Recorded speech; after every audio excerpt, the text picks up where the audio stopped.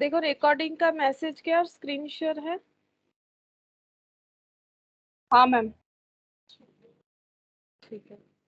अच्छा, हम लोग बिल्स ऑफ एक्सचेंज स्टार्ट किए थे, तो यहाँ पर हम लोगों ने इलास्ट्रेशन 2 तक किया था और कंसेप्ट सारा ही हम लोगों ने कंप्लीट कर लिया था। अभी हम लोग इलास्ट्रेशन 3 से स्टार्ट करेंगे। ठीक है, इलास्ट्रेशन 3। तो देखो क्या दिया हुआ है क्वेश्चन में यहाँ पर। देखो, बोल रहा है कि सुनील ओड अनिल 80,000। ठीक है, फिर बोल रहा है कि एक सेकेंड ना, एक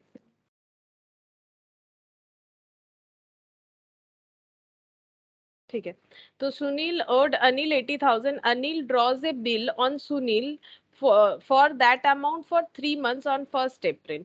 तो एक दूसरे मतलब किसने किसको उधार दिया है, बोल रहा है कि देखो ये लैंग्वेज पढ़ के भी समझ में आ जाता है या फिर ये पढ़ के भी समझ में आ जाता है। अनिल ड्रॉज ए बिल, जो बिल ड्रॉ कर रहा है इसका मतलब उसको पैसा मिलेगा, यानी अनिल ने क्या किया है, अनिल ने उधार दिया है किसको, सुनील को।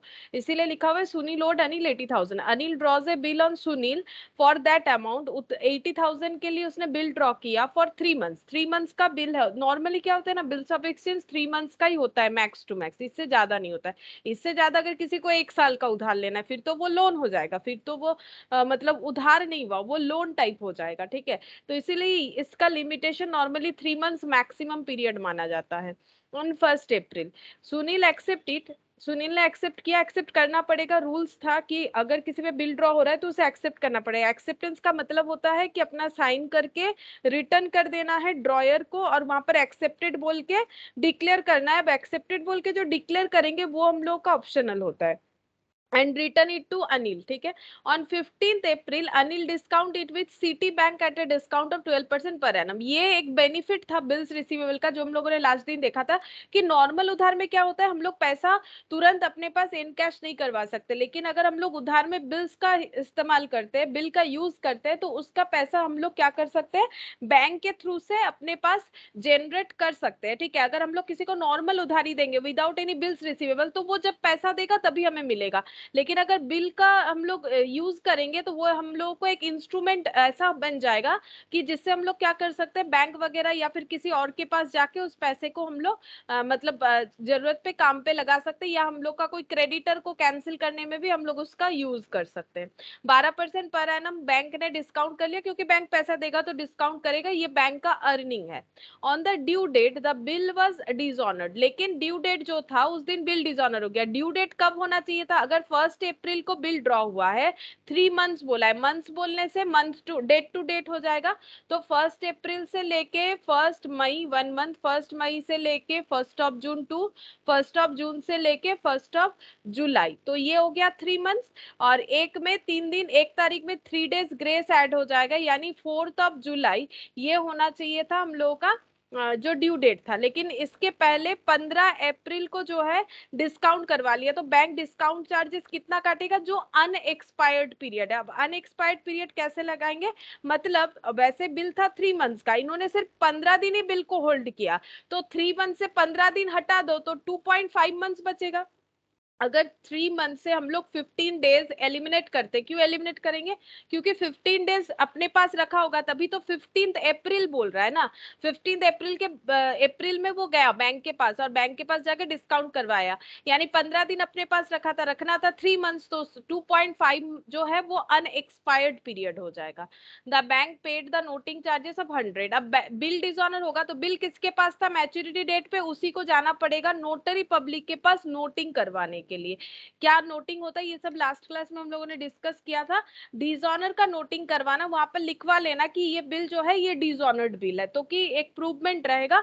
और ये लिखने के लिए नोटरी पब्लिक ने 100 रुपीज लिया। इसका भरपाई कौन करेगा, जिसके वजह से हुआ है, किसके वजह से हुआ है ये प्रॉब्लम, हुआ है सुनील के वजह से। ठीक है, तो सुनील से ही लिया जाएगा, लेकिन बैंक फिलहाल पे कर देगा, रिकवर करेगा अनिल से, क्योंकि बैंक के साथ अनिल का डायरेक्ट ट्रांजैक्शन हुआ था, और अनिल रिकवर करेगा सुनील से। Anil settles the banks claim along with the noting charges in cash. बता दिया है, नहीं भी बताया तो एज्यूम्ड है कि अनिल जो है वो बैंक का पैसा दे दिया होगा नोटिंग चार्जेस के साथ। बैंक को जितना मिलने वाला था 80,000 मिलने वाला था अगर सुनील सही सही पेमेंट कर देता। Sunil accepted another bill for 3 months for the amount due plus interest of 3 months on 1 जुलाई। 1 जुलाई जो इनका ड्यू डेट था, क्या किया है सुनील ने, फिर से नया बिल एक्सेप्ट किया है। जो अमाउंट था यानी 80,000 प्लस 3,000 इंटरेस्ट प्लस जो नोटिंग चार्जेस है वो भी देना पड़ेगा, मतलब 80,000 तो उसे पे करना ही पड़ेगा, 3,000 इंटरेस्ट लगा दिया है और ये जो 100 है ये नोटिंग, मतलब 83,100 का टोटल पेमेंट करना पड़ेगा सुनील को। 1 जुलाई को लिया है और 3 मंथ्स का फिर से ये बिल का टेनर पीरियड रखा है। Before the new bill become due Sunil retires the bill with a rebate of 500। नया वाला जो बिल 1 जुलाई को ड्रॉ हुआ था उसका मैच्योरिटी डेट आने के पहले ही इसने क्या किया है, सुनील ने मतलब बिल को रिटायर हम लोग पढ़े थे लास्ट क्लास में, रिटायरमेंट ऑफ बिल का मतलब होता है टाइम के पहले, मतलब ड्यू डेट के पहले बिल का पेमेंट कर देना। और इस वजह से इसको रिबेट यानी छूट मिला है 500 रुपए का। So the journal entries in the books of Anil, सिर्फ अनिल के बुक्स में जर्नल एंट्री करने बोला है, सारे जगह पे नहीं, सिर्फ अनिल के बुक्स में। तो हम लोग अनिल के बुक्स में ही जर्नल एंट्री करेंगे। क्वेश्चन तो हम लोग को समझ में आ गया है। तो इन द बुक्स ऑफ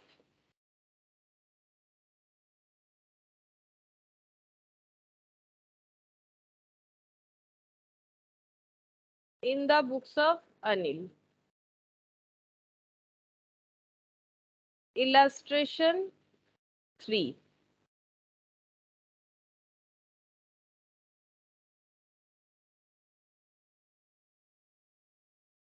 पहला, अनिल उधार दिया है सुनील को, ठीक है, और उसके ऊपर बिल्स ड्रॉ किया है। तो किस दिन उधार दिया उसका तो कोई डेट है नहीं, ठीक है, नहीं तो हम लोग लिख सकते थे लोन देने का एंट्री हो जाता। अभी हम लोग लिख देंगे कि बिल्स ड्रॉ हुआ है 1 अप्रैल।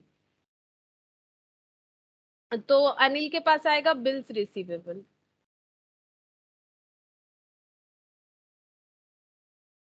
Bills receivable account debit to Sunil's account 80,000। ये हुआ। उसके बाद 15 तारीख को अनिल चला गया बैंक के पास और उसने बिल डिस्काउंट करवा लिया, तो बैंक से उसे पैसा मिलेगा, तो हम लोग उसको लिख सकते हैं बैंक या कैश। बैंक अकाउंट डेबिट, लेकिन हम लोग को पता है बैंक पूरा पैसा नहीं देगा, कुछ तो डिस्काउंट कर लेगा, तो discount account debit unexpired period के लिए करेगा टू बिल्स रिसीवेबल। तो इसके पास से बिल्स रिसीवेबल बैंक के पास चला जाएगा। तो बिल्स रिसीवेबल कितने का है, 80,000। अच्छा, अब डिस्काउंट कितना होगा, 80,000 का बिल था, डिस्काउंट का रेट हमें देख लेना चाहिए, 12% पर एनम है, तो मतलब 12% पर एनम का मतलब हो जाएगा कि एक साल में 12 रुपए के हिसाब से, अगर 100 रुपए का कोई बिल डिस्काउंट करवाएगा तो एक साल के लिए अगर वो होता है तो 12 रुपए का खर्च है, ठीक है। हम लोग का एक साल का नहीं है, अनएक्सपायर्ड पीरियड 2.5 मंथ्स हो जाएगा, तो इसका कैलकुलेशन करना पड़ेगा, तो ये हो जाएगा, करते हैं,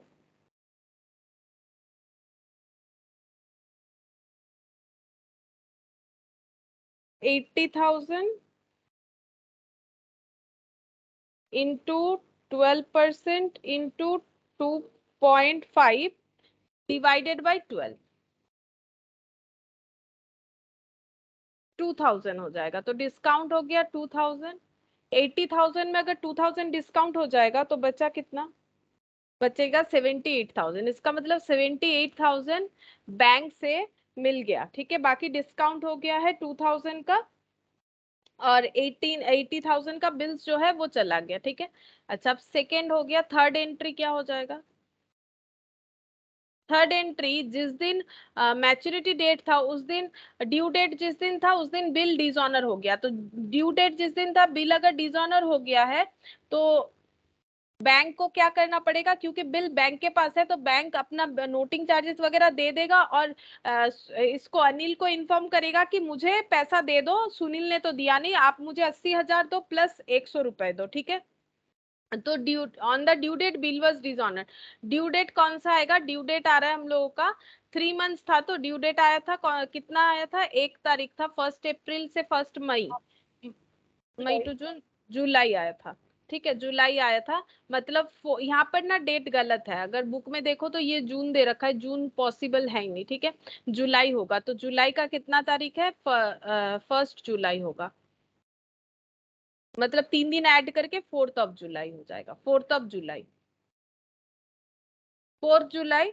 तो डिसऑनर हो गया है। अब बैंक ने इंफॉर्मेशन दे दिया, कंडीशन ऐसा हो रहा है, बैंक ने अनिल को इंफॉर्मेशन दिया, तो अनिल अपने बुक्स में क्या एंट्री करेगा? क्योंकि हम लोग तो अनिल का बुक्स ऑफ अकाउंट्स बना रहे हैं। अनिल ये सोचेगा ठीक है, बैंक को तो मुझे पैसा देना ही पड़ेगा, बैंक बैंक मुझे किसी भी हालत में जाने नहीं देगा, मुझे बैंक को पैसा देना है, तो टू बैंक मुझे करना ही पड़ेगा, मुझे बैंक को पैसा देना है। ठीक है, टू बैंक कितना देना पड़ेगा? 80,100। बैंक बोलेगा 80,000 तो मुझे मिल जाता अगर सुनील देता, ऊपर से मेरा 100 रुपए खर्चा हुआ, मुझे 80,100 दे दो। ठीक है, अब ये अनिल तो सोच रहा है कि ये मेरा गलती है नहीं, तो मुझे ये सुनील से रिकवर करना है, तो सुनील को डेटर बना लेगा।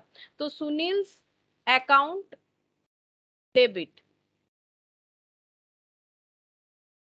सुनील से अकाउंट डेबिट 80,100 टू बैंक। यहाँ पर जो बैंक लिखे हम लोग, ये जो है कि ये कैश बैंक वाला नहीं है, ये डेबिट द रिसीवर, मतलब ये पर्सनल अकाउंट के तौर पे मैंने बैंक लिखा है। ठीक है, मतलब यहाँ पर बैंक को हम लोगों ने क्रेडिटर बना लिया है। ठीक है, कि बैंक को हमें फ्यूचर में पेमेंट करना पड़ेगा, बैंक को क्रेडिटर बना लिया। अब जब पेमेंट करेंगे तो पेमेंट कब हुआ है उसका एक डेट था, शायद देख लेते हैं। Anil settle the banks claim along with the noting charges in cash, cash में सेटल किया है। अच्छा, कैश में सेटल किया है, तो ये बैंक को हम लोगों ने ड्यू कर दिया। अगर कैश में सेटल किया है तो सेम डेट ही लगा देते, कुछ बोला नहीं। अगर कैश में सेटल किया है तो टू कैश हो जाएगा, पैसा दिया होगा बैंक को। कितना? 80,100। तो बैंक जो एज ए क्रेडिटर अपियर कर रहा था अकाउंट में, वो हट जाएगा। यहाँ पर ये जो है, यहाँ पर अगर बैंक का नाम होता ना तो हम लोग बैंक का नाम दे देते, जैसे मान लो ये कौन से बैंक में गया भी था, सिटी बैंक है, बैंक का नाम है, चलो बैंक का नाम देंगे तो समझ में अच्छे तरीके से आएगा। To city bank, city bank को हम लोगों ने क्रेडिट कर दिया, क्रेडिटर बना दिया। ठीक है, अब सिटी बैंक को पेमेंट कर दिया तो city bank books of account से हट जाएगा, city bank account debit to cash. ठीक है, ये पेमेंट कर दिया। अब नेक्स्ट क्या हुआ यहाँ पर? अब सुनील ने बोला अब ये थोड़ी थोड़ी ना सुनील को छोड़ेगा। ठीक है, अब ये सुनील को बोलेगा अब बोलो क्या करना है, तो सुनील बोल रहा है मेरे ऊपर नया बिल ड्रॉ कर दो। ठीक है, नया बिल ड्रॉ कर दो, इंटरेस्ट के साथ नया बिल ड्रॉ कर दो। तो पहले इंटरेस्ट को रिकॉर्ड किया जाएगा। ठीक है, तो इंटरेस्ट को रिकॉर्ड करते हैं, इंटरेस्ट का एंट्री हो जाएगा, सुनील से इंटरेस्ट मिलेगा, तो सुनील अकाउंट डेबिट, सुनील को डेटर बना देंगे। टू इंटरेस्ट, इंटरेस्ट जो है अर्निंग हो जाएगा इनके केस में, तो टू इंटरेस्ट अमाउंट हो जाएगा 3,000। 3,000 दे रखा था तो हम लोग को कैलकुलेट नहीं करना पड़ा, कभी कभी हो सकता है कि कैलकुलेट करने दे दे। अच्छा, ये 1 जुलाई का एंट्री होगा क्योंकि 1 जुलाई को ही इंटरेस्ट ड्यू हुआ है। तो फिर एक प्रॉब्लम हो जाएगा, अगर हम लोग ये 1 जुलाई करेंगे तो ये 4 जुलाई नहीं कर सकते, तो 3 दिन ग्रेस ऐड नहीं कर रहे, चलो 3 दिन ग्रेस ऐड नहीं कर रहे हैं, हम लोग इसको 1 तारीख दे देते। क्यों मैंने दिया 1 तारीख? देखो, अगर हम लोग 3 दिन ग्रेस ऐड कर देंगे जो कि ड्यू डेट वही होगा, लेकिन प्रॉब्लम ये है कि यहाँ पर बोल रहा है कि 1 जुलाई को ये सिचुएशन क्रिएट हुआ कि 3,000 का इंटरेस्ट का बात हुआ, तो इसके पहले तो 4 जुलाई आ नहीं सकता है, तो हम इसको 1 तारीख ही रख देते। ठीक है, 1 तारीख रख देते, क्योंकि क्वेश्चन में इसका डेट फिर थोड़ा अलग देना चाहिए था, तो नहीं तो फिर ये मैचअप तो होगा नहीं 1 जुलाई। ठीक है, तो हम इसको 1 जुलाई कर देते, सारा ही कैलकुलेशन हम 1 जुलाई का कर देते। तो ये जो है इंटरेस्ट 3,000 ये ड्यू हो गया, अब नया बिल ड्रॉ होगा 1 जुलाई में, ये भी सेम डेट पे ही होगा। तो फिर से बिल एक्सेप्ट किया जाएगा, तो बिल्स रिसीवेबल इसके पास आ जाएगा, bills receivable account debit to Sunil. कितने का बिल होगा? उसने बोला है कि जो मेरा पुराना ड्यू था प्लस 3,000 प्लस 100 सारा मिला के करने के लिए बोला गया है। ये देखो, ये यहाँ पर बोला है with noting charges in cash, Anil settles the banks claim along with the noting charges in cash. तो यहाँ पर हो जाएगा 83,100।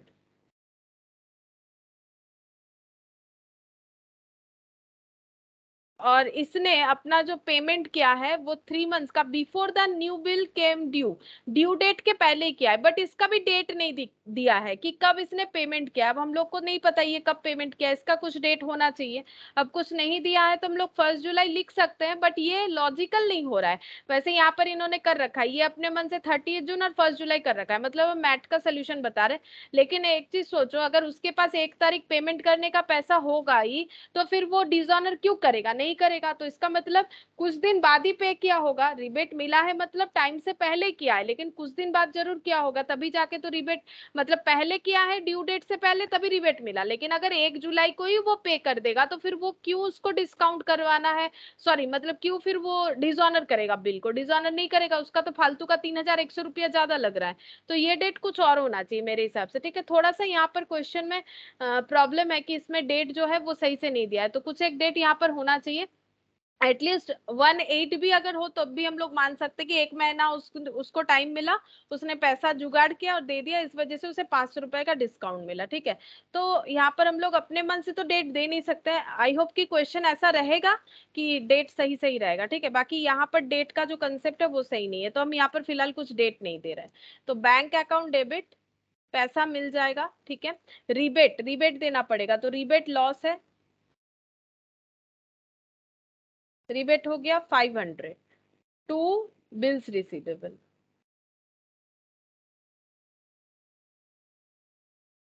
83,100 माइनस कर देते हैं, कितना हो जाएगा, 82, 82,600 हो जाएगा, ठीक है।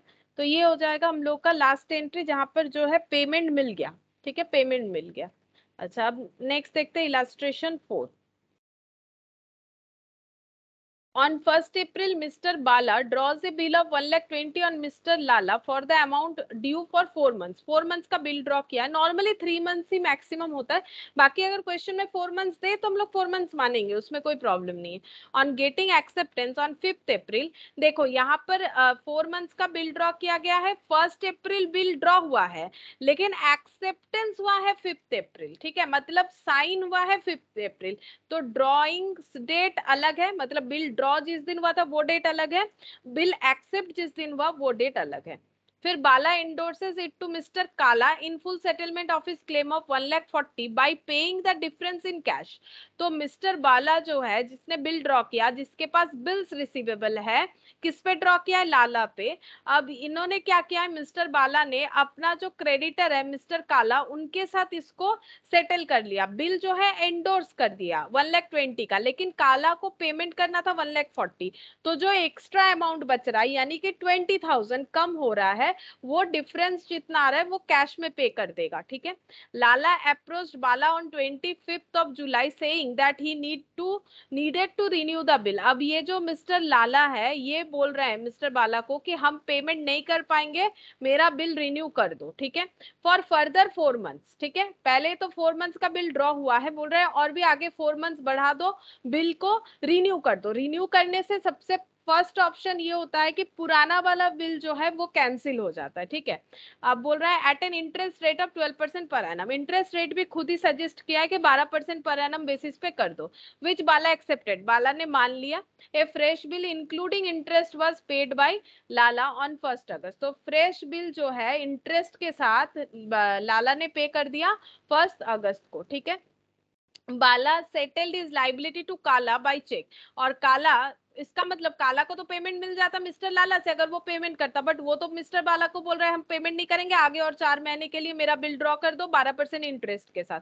तो काला तो बोलेगा मुझे तो पेमेंट नहीं मिला, मुझे तो मिलने वाला था, तो मुझे मेरा पैसा दे दो। तो फिर पैसा चेक में दे दिया, कितना देगा, 1,20,000, क्योंकि पहले ही तो 20,000 इन कैश दे रखा है 1,40,000 में। This was settled on the due date, pass journal entries in the books of Bala and Lala also show bills receivable and bills payable. तो दो जन के बुक्स ऑफ अकाउंट्स बनाने होंगे और उसके साथ बिल्स रिसीवेबल और बिल्स पेबल का अकाउंट यानी कि लेजर बनाना होगा। तो in the books of mister, in the books of Bala और in the books of Lala होगा, ठीक है। तो illustration 4, in the books of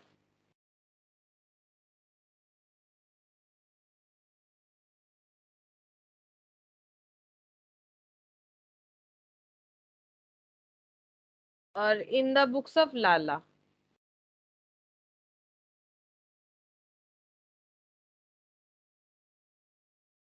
यहाँ पर करते हैं।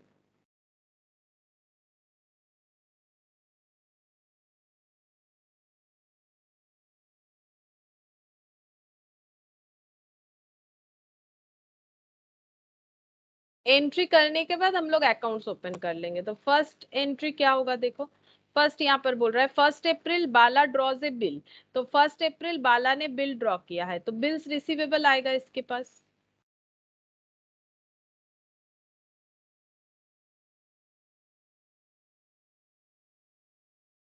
Bills receivable account debit to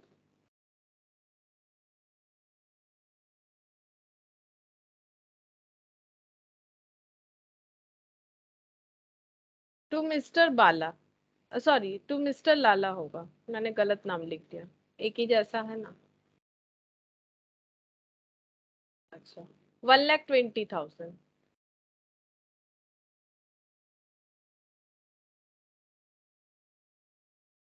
अच्छा, उसके बाद हुआ 4 मंथ्स के लिए, ठीक है, एक्सेप्टेंस हुआ है 5 अप्रैल को। 5 अप्रैल को एक्सेप्टेंस हुआ और बाला ने एंडोर्स किया ये मिस्टर काला को, ठीक है। ये बिल एंडोर्स हो जाता है 5 अप्रैल को मिस्टर काला को। तो काला के साथ उनका जो क्रेडिटर वाला रिलेशन था वो कैंसिल हो जाएगा। तो काला अकाउंट जो क्रेडिट हो रखा था वो डेबिट हो जाएगा, ठीक है। काला अकाउंट डेबिट हो गया। अच्छा, कितने अमाउंट से होगा? 1,40,000 पेमेंट करना था, तो 1,40,000। और इसके जगह बिल्स रिसीवेबल गया, बिल्स रिसीवेबल के थ्रू से क्रेडिटर कैंसिल हो रहा है, लेकिन बिल्स रिसीवेबल जो है वो तो सिर्फ 1,20,000 का है। तो बाकी डिफरेंसेस बोल रहा है कि कैश में पेमेंट हुआ है। तो टू कैश 20,000।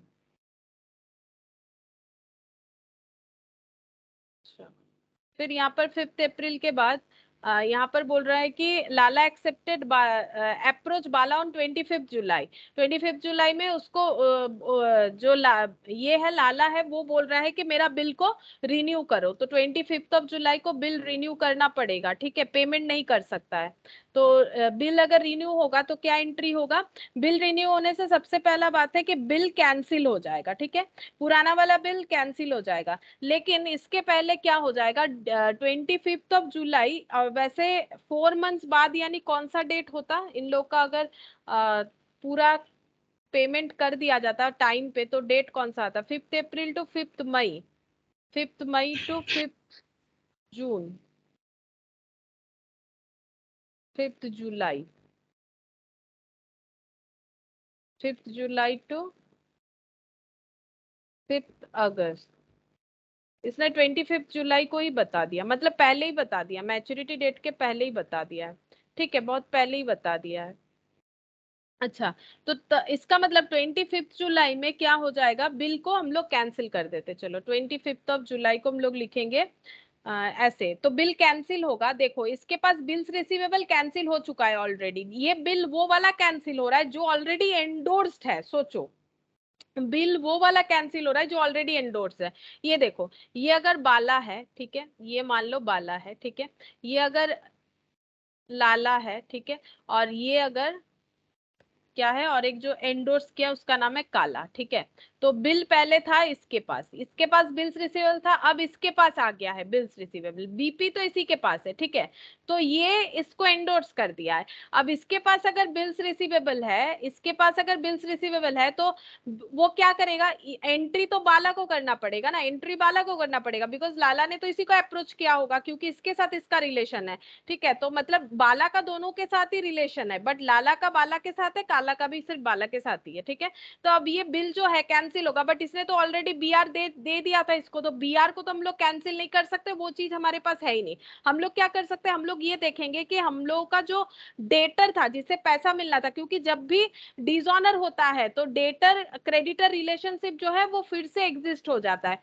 तो लाला पहले डेटर जो था वो डेटर बन जाएगा, ठीक है, और काला जो क्रेडिटर था वो क्रेडिटर बन जाएगा। तो यहाँ पर हो जाएगा, नाम यहाँ पर हो जाएगा लालाज अकाउंट डेबिट। लाला को फिर से डेटर बना देंगे और काला फिर से क्रेडिटर बन जाएगा। कितने का? जितने का बिल था, क्योंकि बाकी तो कैश में पेमेंट हुआ था काला के साथ जो कैलकुलेशंस हुआ था हम लोग का। यहाँ पर हो गया 1,20,000, ये हो गया 25 जुलाई। अच्छा, अब यहाँ पर ये लिख नहीं सकते, जगह कम हो गई। अच्छा, 25 जुलाई। अच्छा, उसके बाद रिन्यू हो गया। अब बोल रहे हैं नया बिल रिन्यू करने के लिए 4 मंथ्स के लिए इंटरेस्ट रेट 12% पर एनम। अब हम लोग इंटरेस्ट कैलकुलेट करेंगे। तो इंटरेस्ट इसके लिए अर्निंग हो जाएगा टू इंटरेस्ट। कितना अमाउंट होगा इंटरेस्ट का, वही चेक करते हैं। लाला से लिया जाएगा। तो इंटरेस्ट हो जाएगा, बिल है 1,20,000 का, 12% पर एनम है। पर एनम बेसिस पे 4 मंथ्स के लिए रिन्यू हो रहा है, तो 4/12। तो 12 कैंसिल हो गया, ये हो जाएगा 4,800। ठीक है। बिल रिन्यू मतलब इंटरेस्ट हम लोगों ने यहाँ पर देख लिया कितना हो रहा है। फिर 25 जुलाई को फिर यहाँ पर क्या हो रहा है देखो। Bala accepted it. A fresh bill including interest was accepted by Lala on 1 अगस्त। ठीक है, 1 अगस्त को बिल एक्सेप्ट हुआ है। अच्छा, लेकिन उसके पहले यहाँ पर देखो, बोला है ना कि पे कर दिया गया था। बाला सेटल्ड हिज लाइबिलिटी टू काला बाय चेक। काला को चेक में पेमेंट कर दिया। अब काला को पहले करना पड़ेगा, क्योंकि ड्यू डेट तो पास आ रहा है ना, 1 अगस्त का इसका एक्सेप्टेंस होगा। लेकिन उसके पहले पहले वाले बिल के डेट के हिसाब से टाइम आ गया है कि पेमेंट करना पड़ेगा। तो ये काला जो है, मतलब ये जो क्रेडिटर है, ये तो बोलेगा मुझे पैसा नहीं मिला। तो फिर ये यहाँ पर हमें इंफॉर्मेशन दिया गया है कि इनको कैश में पेमेंट कर दिया है। ठीक है, तो कैश में पेमेंट किया है तो टू कैश या बैंक, नहीं चेक में पेमेंट किया शायद, ऐसा लिखा था, देखते हैं। हाँ, चेक तो टू बैंक होगा, कैश नहीं होगा। ठीक है, तो टू बैंक, क्योंकि चेक होने से तो बैंक लिखना पड़ता है। 1,20,000। और किससे ये रिकवर करेगा?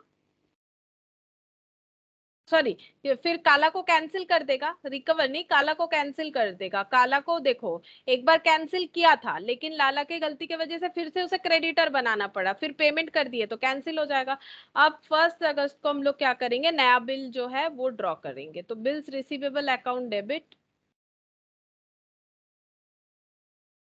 कितने का होगा? 1,20,000 प्लस ये 4,800 का इंटरेस्ट, तो 1,24,800 टू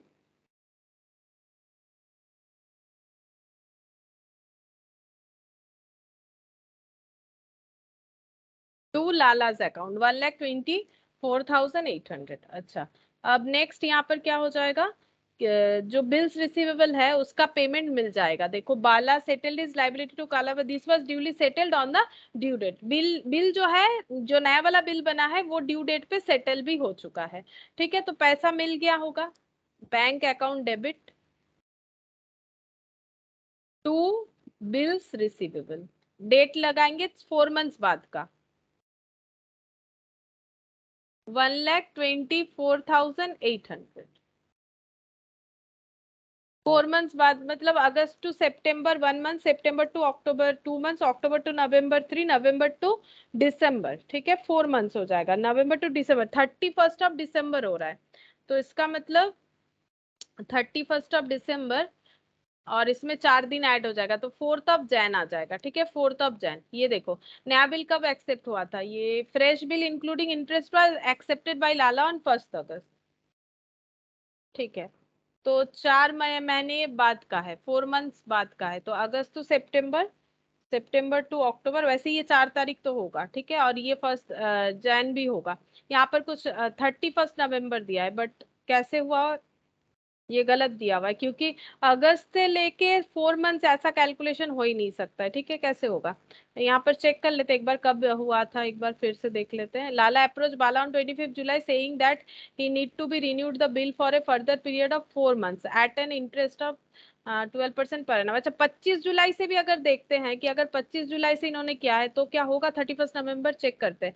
25 जुलाई से 25 अगस्त, एक महीना, अगस्त टू सितंबर, 2 सितंबर टू अक्टूबर, 3 अक्टूबर टू नवंबर, 4 नवंबर, 25 नवंबर जो है ये 3 मंथ्स होगा। 25 नवंबर में 3 दिन ऐड करेंगे तो 25, 26, 27, 28 होता है। 28 तो अब नवंबर हो जाएगा।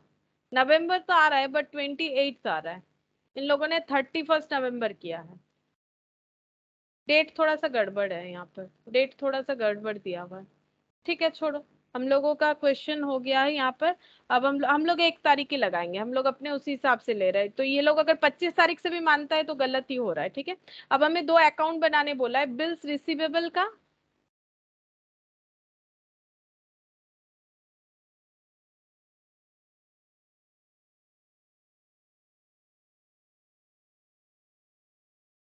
और एक बिल्स पेबल का।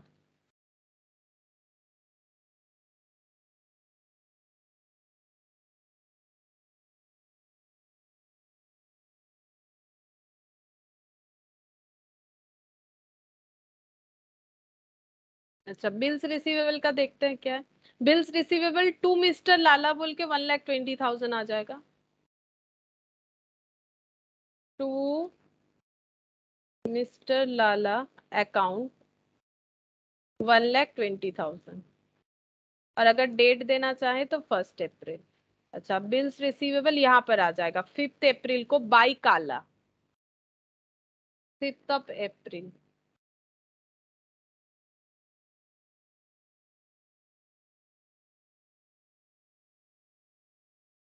अच्छा, और बिल्स रिसीवेबल कहीं पर यहाँ पर है, बिल्स रिसीवेबल टू लाला 1/8, 1,24,800। और ये वाला हो जाएगा बाई बैंक 1,24,800। इसका डेट हो गया 4 Jan। ये दोनों का टोटल करने से टैली हो जाएगा 2,44,800।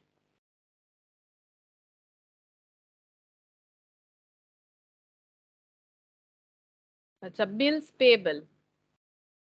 बिल्स पेबल यहाँ पर कहीं नहीं दिख रहा होगा क्योंकि हम लोगों ने बिल्स पेबल का कोई एंट्री तो किया नहीं है। बिल्स रिसीवेबल का किया। अच्छा, एक ही तो हम लोगों ने एंट्री किया, बिल्स पेबल ये है इन द बुक्स ऑफ बाला। अब हम लोग को और एक भी बनाना पड़ेगा। यहाँ पर बोला था ना कि pass journal in the books of Bala and Lala. ठीक है, तो और पहले इसका एंट्रीज करना पड़ेगा, जर्नल एंट्रीज। तो इन द बुक्स ऑफ लाला, तभी बीपी का हम लोग अकाउंट बना पाएंगे।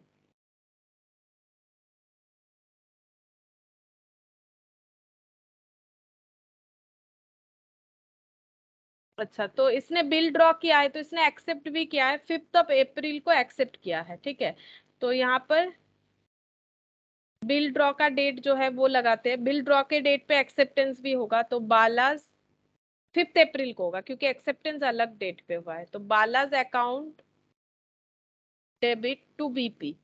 इसका लाइबिलिटी बढ़ जाता है अगर ये बीपी एक्सेप्ट कर रहा है तो 1,20,000।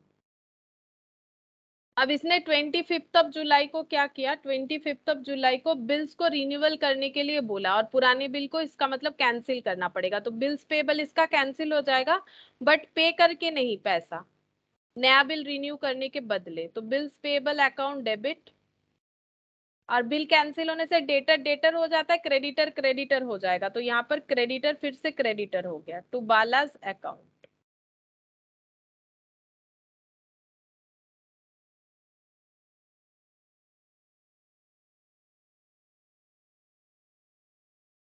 फ्रेश बिल 1 अगस्त को एक्सेप्ट हुआ है। तो 1 अगस्त को इंटरेस्ट जो है इसको पे करना पड़ेगा। तो ये अपने बुक्स में इंटरेस्ट को एज ए एक्सपेंस रिकॉर्ड करेगा। सेम अमाउंट होगा 4,800, एक ही तरह से कैलकुलेट भी होगा, देना पड़ेगा। तो क्रेडिटर को क्रेडिट करेगा तो टू बालाज अकाउंट। जैसे वहां पर बाला जो है अपने बुक्स में डेबिट कर रहा था उसी तरह से 4,800। अब नया बिल जो है एक्सेप्ट किया जाएगा तो Bala's account debit to bills receivable, sorry bills payable. Bills फिर से एक्सेप्ट हुआ 1,24,800 का इंक्लूडिंग ऑफ इंटरेस्ट। और ड्यू डेट पे ये बिल जो है मीट भी हो गया। तो ये 4 अप्रैल था, 4 Jan हो रहा है, मेरे हिसाब से 4 Jan हो रहा है।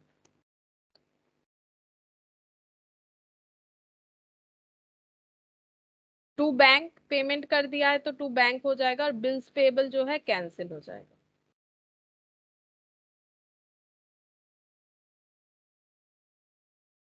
1,24,800।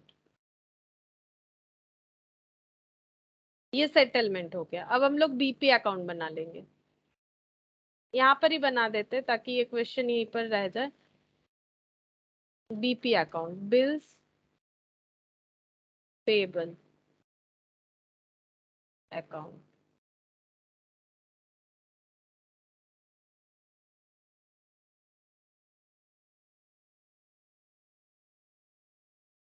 अच्छा, Bala's to bills payable by बाला,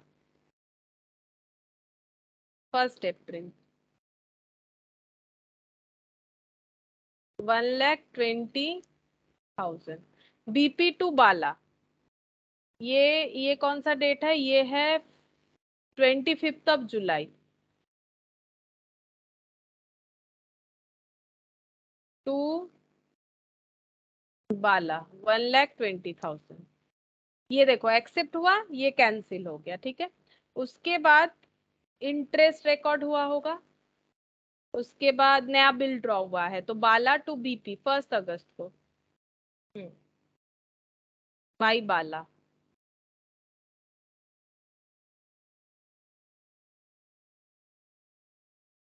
1,24,800। और ड्यू डेट जब आया तब पेमेंट हो गया है 1/4 टू बैंक, 1,24,800, 2,44,800।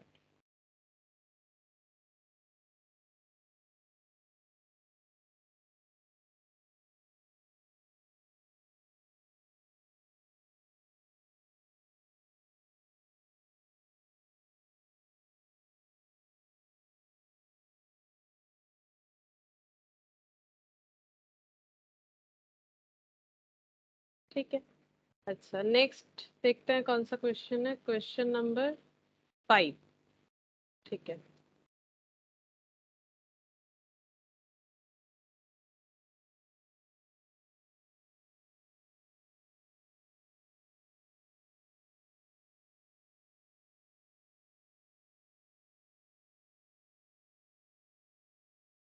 देखो क्या दिया हुआ है।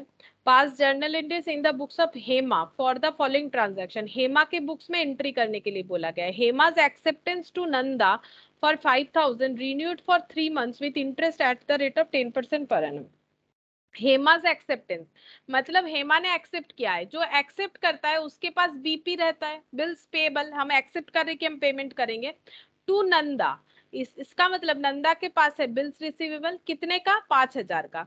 ये रिन्यू किया गया for 3 months with interest eight 10% per annum. मतलब पहले से इन दोनों के अंदर बिल्स रिसीवेबल और बिल्स पेबल वाला जो है ट्रांजैक्शन हो चुका था। लेकिन पुराना बिल जो है 5,000 वाला वो कैंसिल हुआ है, तभी रिन्यू का बात हो रहा है। रिन्यू करने से सबसे फर्स्ट एंट्री करना पड़ता है। ड्रॉयर क्या करेगा? ड्रॉयर हो या ड्रॉई हो, पुराने बिल को कैंसिल करेगा, और इसमें क्या होता है, डेटर क्रेडिटर का रिलेशनशिप फिर से रिस्टोर्ड किया जाता है।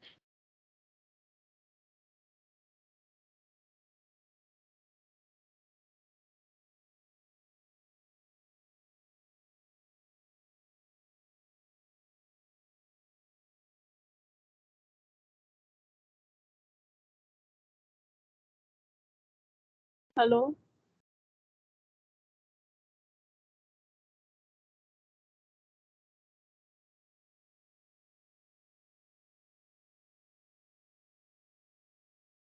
मैम आवाज नहीं आ रही है।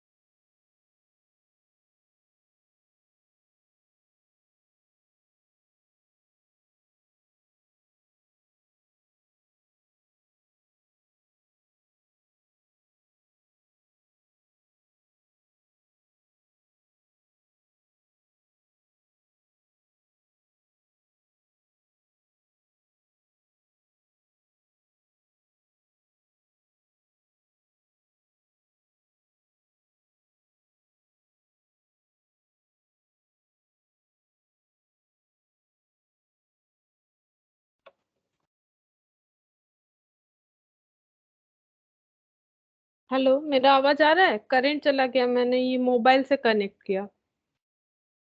हाँ मैम, आवाज आ रही है। अच्छा, ठीक है। स्क्रीन शेयर है? No ma'am. अच्छा, ठीक है। रिकॉर्डिंग भी ऑन है, ठीक है। चलो स्टार्ट करते हैं। अच्छा, कहाँ चला गया क्वेश्चन? ये रहा। अच्छा, 10% पर एनम यहाँ पर इंटरेस्ट रेट के साथ बिल्स जो है रिन्यू हो जाएगा, ठीक है। नलिनीज एक्सेप्टेंस टू हेमा, यहाँ पर बहुत सारा अलग अलग, इस क्वेश्चन का स्पेशलिटी ये है कि यहाँ पर अलग अलग पार्टीज नेम है हम लोग को, लेकिन स्पेसिफिकली सिर्फ हेमा के बुक्स में एंट्री करना है। नलिनीज मैम, एक्सेप्टेंस, हाँ बोलो। स्क्रीन नहीं दिख रहा। स्क्रीन नहीं दिख रहा? अच्छा रुको।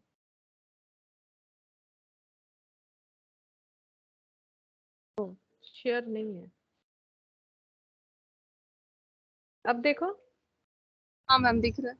अच्छा, एक मिनट, रिकॉर्डिंग भी चेक कर लेते, बंद हो गया क्या? नहीं चल रहा। अच्छा, यहाँ पर बोल रहा है कि नलिनी's acceptance to Hema was 10,000, was retired 1 month before due date at a discount of 12% per annum. नलिनी's acceptance to Hema मतलब नलिनी के पास एक बीपी था जिसका ड्रॉयर हेमा है, ठीक है। ये इनके पास बीआर है, तो इसका मतलब हेमा के पास बीपी भी है। देखो, क्योंकि हम लोग को हेमा के बुक्स में एंट्री करना है, तो हेमा पे हमें ध्यान देना है कि हेमा हेमा के पास एक्चुअली क्या क्या है। हेमा के पास एक बीपी है जो नंदा ने उनके ऊपर ड्रॉ किया था। नलिनी के पास एक बीपी है जो कि हेमा ने उनके ऊपर ड्रॉ किया था। और हेमा के पास उस रिगार्डिंग जो बीआर था वो रिबेट में मतलब मैच्योर्ड हुआ है, मतलब टाइम से पहले ही पेमेंट कर दिया गया है, तो रिबेट देना पड़ेगा, वो कैलकुलेट करना पड़ेगा। हमें अमाउंट नहीं बताया, रेट बता दिया है 12%। 1 मंथ पहले रिन्यू, सॉरी 1 मंथ पहले रिटायर्ड हुआ है, मतलब 1 मंथ पहले ही पेमेंट कर दिया गया है, तो 1 मंथ के लिए डिस्काउंट मिलेगा 10,000 पे। तो कैलकुलेशन इस तरह से हो जाएगा, 10,000 इंटू 12% इंटू 1/12, ठीक है। तो ऐसे करने से पेमेंट रिबेट हो जाएगा 100, ठीक है। Discounted Natasha's acceptance to Hema for 4,000 with a bank for 3920। बोल रहे कि डिस्काउंट किया गया है नताशा एक्सेप्टेंस, मतलब नताशा के पास क्या है? बीपी है। हेमा के पास क्या है? बीआर है। तो हेमा के पास यहाँ पर भी एक बिल्स रिसीव, मतलब हेमा ने नलिनी पे बिल ड्रॉ किया है, हेमा ने नताशा पे भी बिल ड्रॉ किया है, और हेमा ने बिल एक्सेप्ट किया है नंदा से, ठीक है। अच्छा, discounted Natasha acceptance to Hema for 4,000 with a bank for 3,920। तो हेमा ने एक बिल डिस्काउंट करवाया बैंक से 4,000 वाला 3,920 में। Neela request Hema to renew her acceptance for 3,500 for 3 months. मतलब हेमा ने और एक बिल ड्रॉ किया है नीला के ऊपर, ठीक है। नीला के ऊपर बिल ड्रॉ किया है जिस बिल का वैल्यू है 3,500, टेनर पीरियड है 3 मंथ्स। इसे रिन्यू करने के लिए रिक्वेस्ट किया है नीला ने। Hema except on the condition that interest 100 was paid in cash which Neela did. तो बोल रहे कि नीला को उसने प्रपोजल दिया कि हम रिन्यू करवा देंगे, 3 मंथ्स के लिए रिन्यू कर लेंगे, मुझे एग्री है हम, लेकिन एक ही कंडीशन है, 100 रुपए कैश में इंटरेस्ट देना पड़ेगा। नीला ने एग्री किया है। Received an acceptance from Geeta, Geeta से एक्सेप्टेंस लिया है 1,200 and it was endorse to Sita in full settlement of a claim. तो हेमा ने फिर से एक बीपी लिया है, ठीक है, बीपी लिया है गीता से 1,200 रुपए का, और इसे एंडोर्स कर दिया है सीता को full settlement of a claim. तो अभी देखो यहाँ पर हमें हेमा के बुक्स में एंट्री करना है। तो हेमा का काफी सारा बीआर भी है हेमा के पास, और बीपी भी है। तो एक एक एंट्री करते इन the books of Hema. Illustration 5।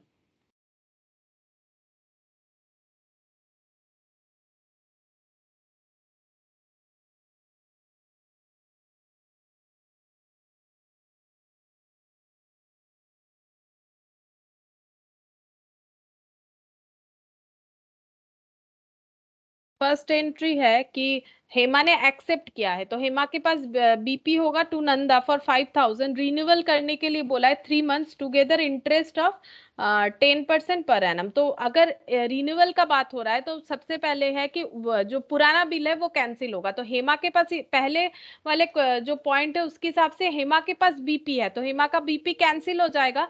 लेकिन बीपी दो वजह से ही कैंसिल होता है, या तो हम लोगों ने पेमेंट कर दिया या तो रिन्यू करवा रहे हैं। तो बिल्स पेबल अकाउंट डेबिट ये रिन्यू हो रहा है, तो और इसके वजह से जो नंदा है वो फिर से क्रेडिटर बन जाएगी टू नंदा 5,000। पहले तो बिल कैंसिल होगा ओरिजिनल अमाउंट से, अब इंटरेस्ट रेट के साथ ये रिन्यू किया जाएगा। तो इंटरेस्ट पहले रिकॉर्ड होगा, इंटरेस्ट इसके बुक्स में एक्सपेंस हो जाएगा, interest account debit to Nanda को देना पड़ेगा। कितना होगा अमाउंट? 5,000 3 मंथ्स के लिए 10% पर एनम।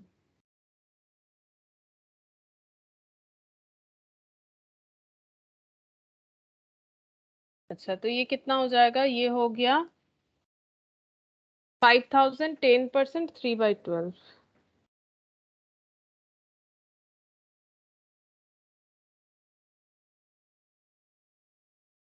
125 125 इतने के इंटरेस्ट ड्यू हो जाएंगे। अच्छा, इसके बाद रिन्यू करना पड़ेगा बिल। ये तो हम लोगों ने इंटरेस्ट का जो है अमाउंट रिकॉर्ड किया, अब टोटल बिल बन जाएगा 5,000 प्लस 125। तो नया बिल फिर से एक्सेप्ट होगा, नंदा के लिए एक्सेप्ट करना पड़ेगा, Nanda account debit to bills payable.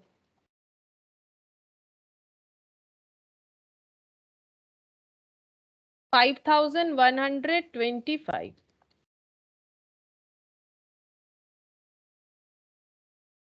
अच्छा, ये हो गया नंदा से जो भी ट्रांजैक्शन हुआ था। फिर नलिनी का एक्सेप्टेंस है to Hema worth for 10,000 was retired 1 month before due date at a discount of 12% per annum। Nalini ने अपना बीपी रिलीज कर दिया है हेमा के, हेमा से जो वो एक्सेप्ट किया था 10,000 वाला, वो भी 1 मंथ पहले कर दिया है। ठीक है, तो इसका मतलब इसको पैसा मिला है, हेमा को पैसा मिला है। तो हेमा एंट्री करेगी बैंक अकाउंट डेबिट और रिबेट देना पड़ेगा, तो rebate account debit, rebate account debit, क्योंकि 1 मंथ पहले ही बिल जो है वो मैच्योर हो गया है, to bills receivable. Bills receivable जो है वो कैंसिल हो जाएगा, मतलब खत्म हो गया। बिल्स रिसीवेबल चला गया इसके पास से। कितने का बिल्स रिसीवेबल था? 10,000 का। अच्छा, 10,000 का जो बिल्स रिसीवेबल था उस पे 1 मंथ का रीबेट रिकॉर्ड हो जाएगा और रेट है 12%। तो 12% 12 12 कैंसिल, ये 100 होगा। अभी थोड़ी देर पहले ही मैंने चेक करके देखा था, 100 हो रहा है, तो 9,900 हो गया। ठीक है, ये 9,900 हो गया। रीबेट, रीबेट देने के बाद ये सेकंड वाला ट्रांजैक्शन कंप्लीट हो गया। थर्ड में बोला है डिस्काउंट किया गया है नताशा का acceptance to Hema for 4,000 with bank for 3,920। तो डिस्काउंट करवाया है तो बैंक के पास जाके करवाया होगा, तो पैसा मिला है बैंक से। ठीक है, तो बैंक अकाउंट डेबिट, लेकिन बैंक कुछ ना कुछ अपना चार्जेस काट लेगा, तो जिसको हम लोग बोलेंगे डिस्काउंट। तो discount account debit, discount account debit हो जाएगा। ये रहा कितना, 3,920 है, उधर 4,000 है। तो 3,920 बैंक से मिला, 4,000 का बिल्स जो है वो बैंक के पास चला जाएगा, बिल्स रिसीवेबल 4,000। तो ये 80 रुपीज का होगा, 80 रुपीज, 80 रुपीज का जो है डिस्काउंट हुआ है। अच्छा, ये हम लोग का ये जो नताशा के साथ ट्रांजैक्शन हुआ था वो भी कंप्लीट। फिर नीला ने रिक्वेस्ट किया हेमा को 3,500 वाला बिल को फिर से रिन्यू करने के लिए, और 100 रुपए इंटरेस्ट दिया जाएगा, ये भी उसने मान लिया है। ठीक है, तो 6 नंबर पे पहले नीला का जो पुराना बिल है उसे कैंसिल करना पड़ेगा, तो नीला को फिर से डेटर बनाएंगे, क्योंकि नीला पे बिल ड्रॉ हुआ है, इसका मतलब उस वो हमारा डेटर है। ठीक है, वो हमारी डेटर है, तो नीला अकाउंट डेबिट और बिल्स रिसीवेबल कैंसिल हो जाएगा। तो बिल्स रिसीवेबल नॉर्मली डेबिट होता है, अभी क्रेडिट करेंगे। डेबिट तो हो रखा होगा पहले, कैंसिल करने से क्रेडिट हो गया। अच्छा, इसका एंट्री हो जाएगा 3,500 था, चेक करते, 3,500 ही था। हाँ, 3,500 था।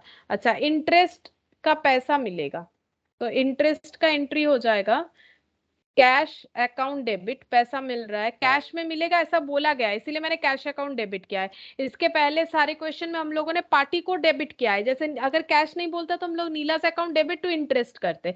अभी बोल दिया है कि ये कैश में पेमेंट होगा तो हम लोगों ने कैश में रिसिप्ट का एंट्री दिखा दिया है यहाँ पर 100 रुपीज।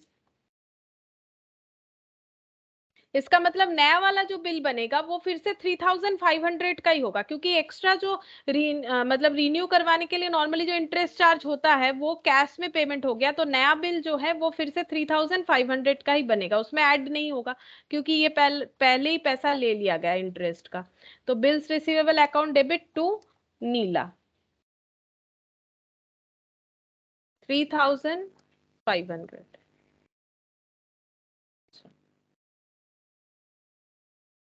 इसके बाद यहाँ पर दिया है कि नीला's request to हेमा हो गया, received an acceptance from Gita for 1200 and it was endorsed to Sita in full settlement of her claim।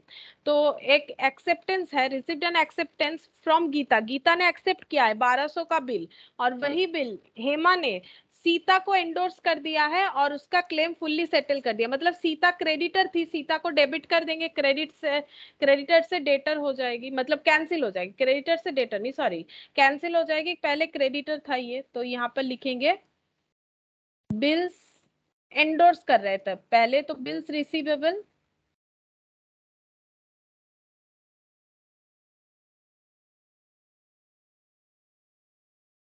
Receivable to Gita, पहले गीता ने जो बिल एक्सेप्ट किया है उसका entry, received an acceptance from Geeta, तो गीता पे 1200 का बिल ड्रॉ हुआ है, बिल्स रिसीवेबल टू गीता, और यही वाला बिल एंडोर्स्ड हुआ है, तो एंडोर्समेंट का एंट्री हो जाएगा Geeta cancel, Geeta's account debit to, sorry ये गीता नहीं होगा, ये होगा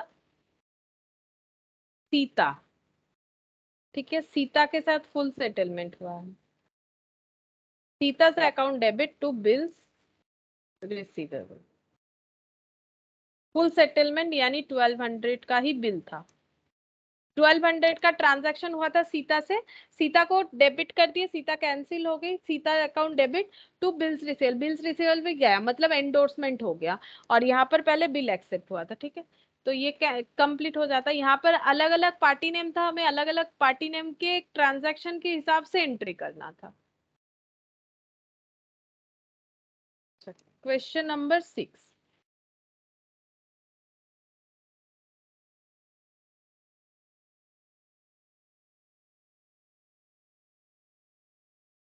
x brought goods from Y for 4000, X ने गुड्स खरीदा है वाई से 4000 का, Y draws a bill on 1/1/2013 for 3 months which was accepted by x for this purpose on 1/3/2013 x arranged to retire the bill at a rebate of 12% per annum, so the journal entries in the books of x and y। अच्छा, x Y में purchase हुआ है और bills draw हुआ है, x ने due date के पहले ही बिल पे कर दिया, रिबेट मिलेगा उसे, कितना मिलेगा कैलकुलेट करके सारा एंट्री दिखाना है in the books of X and Y.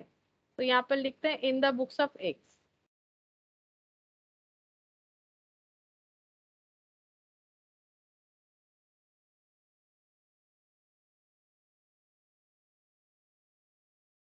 In the books of Y.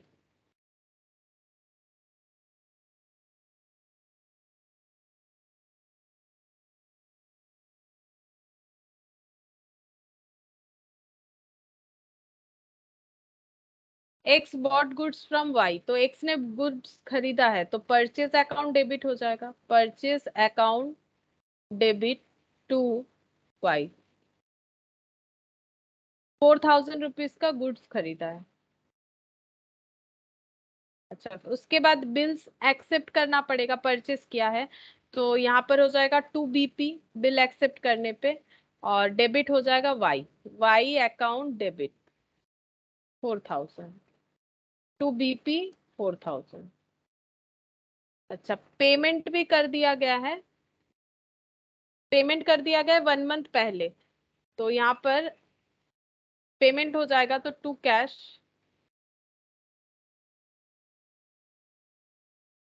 BP debit bills payable account debit 4,000 to cash to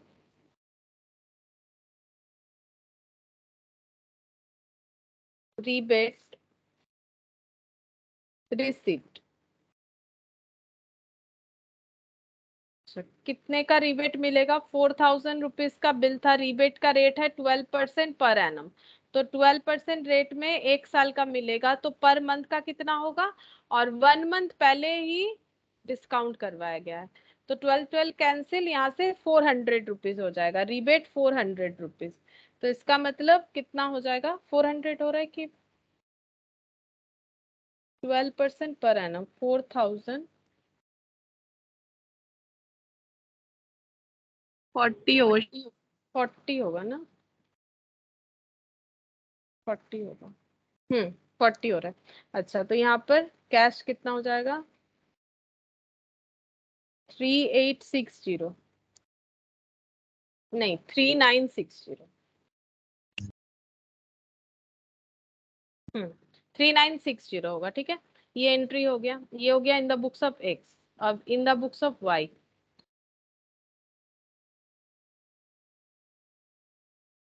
just इसका रिवर्स एंट्री होगा। तो एक ने परचेस किया है तो इसने सेल किया है, तो सेल करने का एंट्री क्या होता है? Debtor to sale, X account debit, X है डेटर, डेटर टू सेल्स 4,000। अच्छा, फिर बिल्स ड्रॉ हुआ है, तो bill receivable account debit, bills receivable to x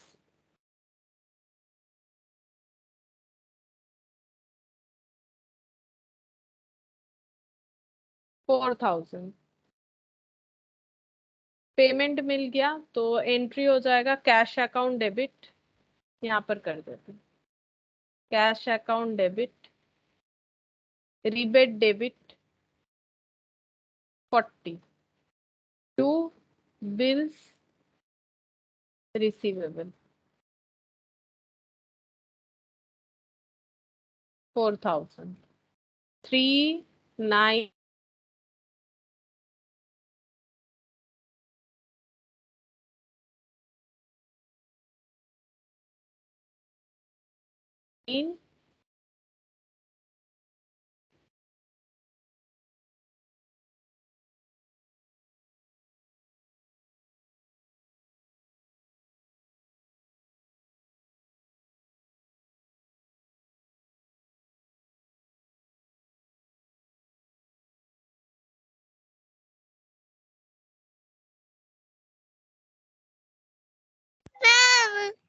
ma'am आवाज नहीं आ रही है, बोलो।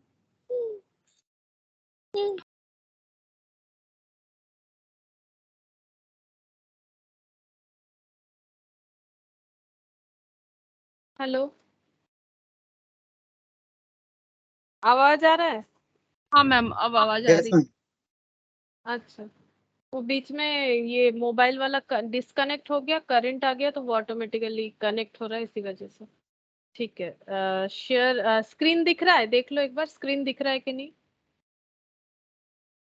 स्क्रीन दिख रहा होगा ना, स्क्रीन तो शेयर ही है। Yes ma'am. हिंदी। अच्छा अच्छा। अच्छा ठीक है, देखो यहाँ पर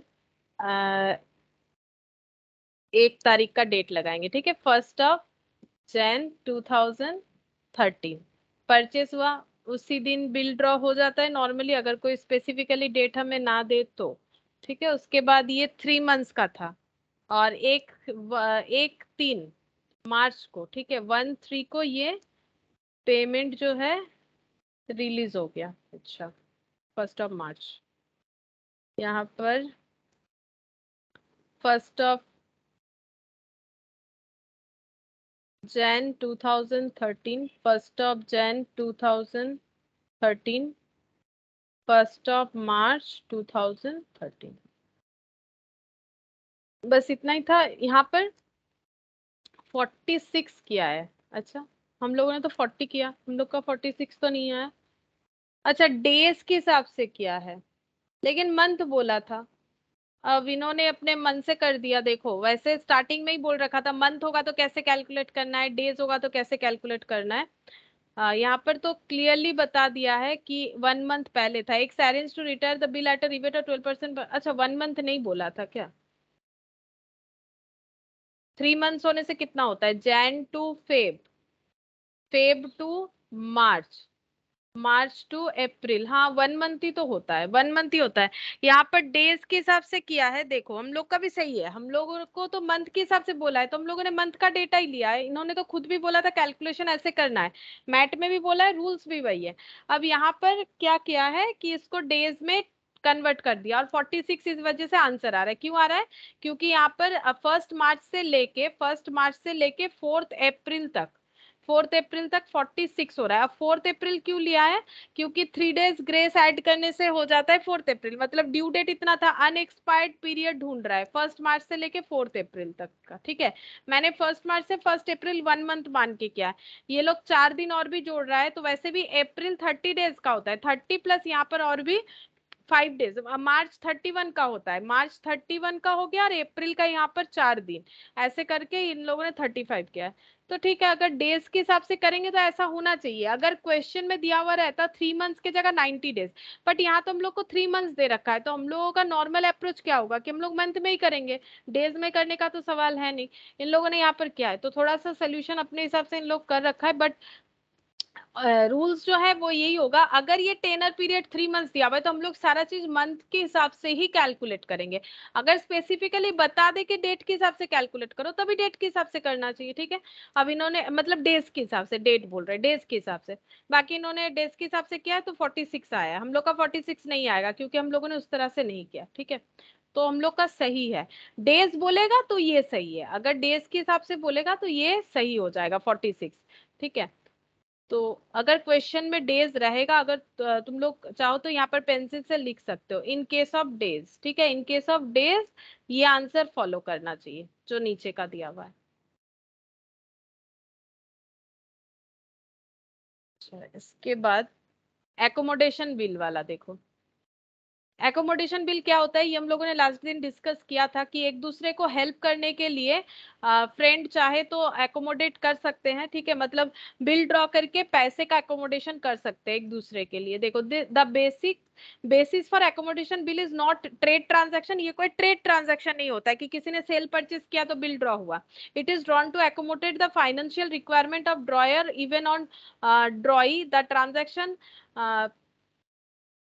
प्रीसपोजेस trust and understanding between the parties. मतलब ये ट्रस्ट के ऊपर है, जब तक मतलब एक दूसरे पे ट्रस्ट ना हो तब तक ये काम कर ही नहीं सकते। क्यों? जिसके ऊपर बीपी ड्रॉ हुआ पेमेंट तो उसे ही करना पड़ेगा बैंक को, लेकिन इसका पैसा जो आ रहा है वो अगर दोनों पार्टी इंजॉय कर रहा है तो दोनों पार्टी को अपना पेमेंट जो है रिलीज करना पड़ेगा अपने अपने हिस्से का। तो ये एक ट्रस्ट का बात होता है। ठीक है, अगर ट्रस्ट ना हो तो ऐसा काम हमें किसी से करना नहीं चाहिए। Between the parties to the transaction, the drawer normally discount this bill with bank. The amount received from bank is either retained by the drawer, या तो drawer रख सकता है for himself, और shared between the drawer and the drawee। या तो drawer खुद रख सकता है पूरा का पूरा पैसा, जो दोनों में बात हुआ है, एग्री हुआ है दोनों जिस बात पे, या फिर drawer और drawee अपने शेयर जो है वो मतलब अपने हिसाब से शेयर कर सकते हैं पैसा।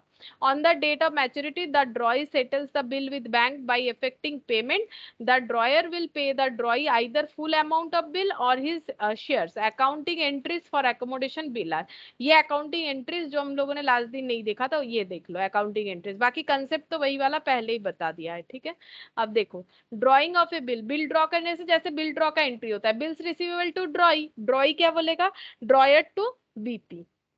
जब बैंक में डिस्काउंट होगा तो डिस्काउंट कौन करवा सकता है, जिसके पास बिल्स है वो बैंक में जाएगा तो बैंक उसे पैसा दे देगा, कुछ डिस्काउंट कर लेगा, बिल रख लेगा। तो बिल जब था एसेट था चला गया। ठीक है, और ड्रॉई को कोई एंट्री नहीं करना पड़ेगा, क्योंकि एंट्री जर्नल एंट्री का मेन क्या होता है, जब तक कोई मॉनिटरी ट्रांजैक्शन नहीं होता है तब तक कोई जर्नल एंट्री पास नहीं होता है। Journal entry is all about monetary transaction.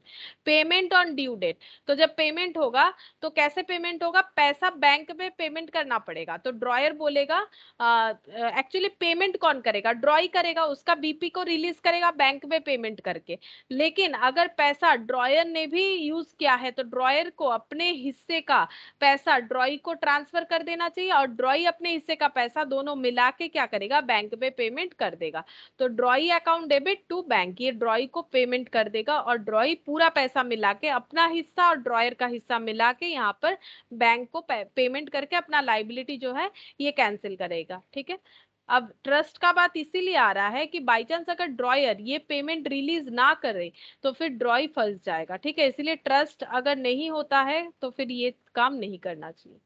तो इलस्ट्रेशन 7 देखो, इलस्ट्रेशन 7 में क्या बोला है, following information is given to you by Govind from his books. ठीक है, तो on 1st April 2012 he had with him bills of 1,50,000 accepted by his customer।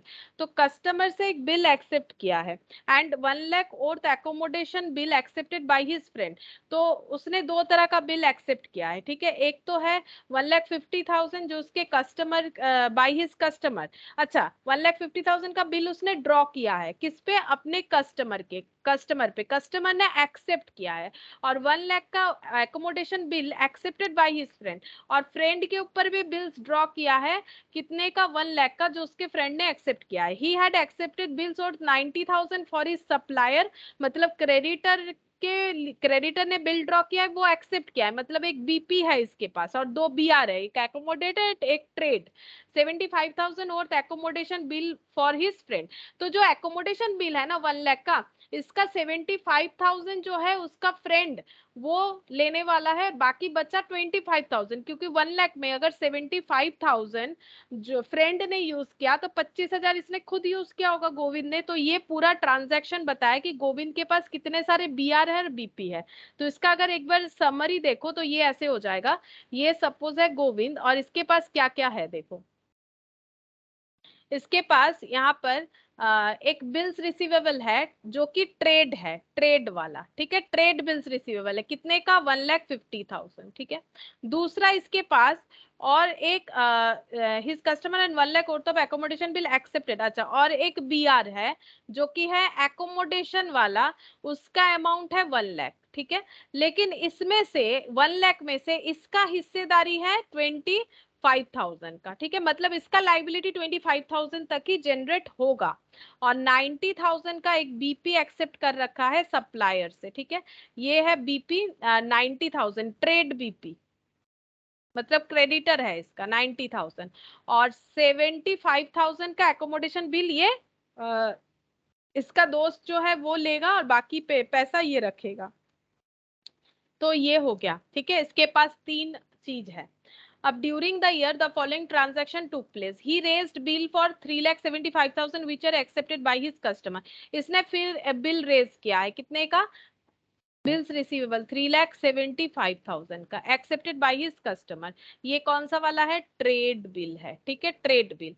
He accepted bills of 2,25,000 for his supplier, फिर से एक बीपी ट्रेड वाला। ठीक है, trade BP कितना है, 3,75,000, 5 हाथ में 5 बिल बन चुका है। ठीक है, अच्छा, he accepted bill for 2,25,000 for his supplier, ये 2,25,000 होगा, मैंने गलत लिख दिया। ठीक है, अच्छा, इसके बाद ही accepted accommodation bill of 60,000 for his friend, फिर से बीपी एक्सेप्ट किया है, ये है एकोमोडेट वाला कितना, 60,000। अच्छा, for his friend accept accommodation bill of 1,25,000 for him, और एक बीआर है इसके पास एकोमोडेट वाला कितना, 1,25,000। ठीक है, ये इतना सारा ट्रांजैक्शन बन रहा है। अच्छा, इसके बाद ही honoured on due date trade bill for 1,75,000। Trade bill honoured उसको करना है, मतलब बीपी रिलीज करना है। ऑनर्ड का मतलब होता है पेमेंट कर देना, तो पेमेंट कौन सा है, ट्रेड बिल का पेमेंट। ये देखो, ये एक बीपी है 90,000 वाला। अच्छा, ट्रेड बीपी है 2,25,000 वाला। बोल रहे हैं कि इसने 1,75,000 का ट्रेड बिल ऑनर्ड किया है और एकोमोडेशन बिल 85,000 का ऑनर्ड किया है। He receive payment on due dates for the trade bill of 4 lakh and accommodation bill of 1,50,000। बोल रहे हैं कि इसने पैसा लिया है, ट्रेड बिल बिल का 4 लाख, ट्रेड बिल तो बहुत सारा है, 1.5 लाख का है यहाँ पर, ठीक है। और एक बिल्स रिसीवेबल, ट्रेड बिल का बिल्स रिसीवेबल ये देखो 1,25,000 का है, तो ये ट्रेड बिल है 3,75,000। पेमेंट 4 लाख का मिला है, एकोमोडेशन बिल का 1.5 लाख वाला। He endorse bill of 25,000 to his supplier, supplier को एक 25,000 वाला बिल जो है एंडोर्स किया है, विच were honoured by the acceptor. Acceptor जो था इस बिल्स का वो ऑनर्ड किया है, एंडोर्स बिल का एक्सेप्टर जो था उसने ऑनर्ड किया है, मतलब क्रेडिटर कैंसिल हो चुका। His customer endorse bill of 30,000 to him which he accepted in favour of his supplier. Accommodation bill were settled on the due date and money was paid and received duly. Prepare bills receivable bills payable account for both trade and accommodation bill. तो हमें entry कुछ नहीं करने बोला है, हम लोग को बोला है कि अकाउंट बनाने के लिए लेजर पोस्टिंग करना है, ठीक है।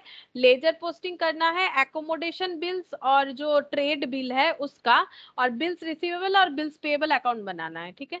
तो हम लोग इस तरह से बनाएंगे, पहले बनाएंगे bills receivable account,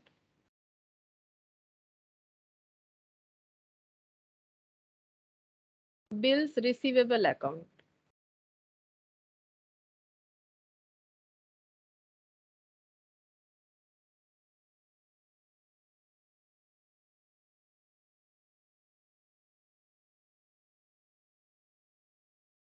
bills payable account.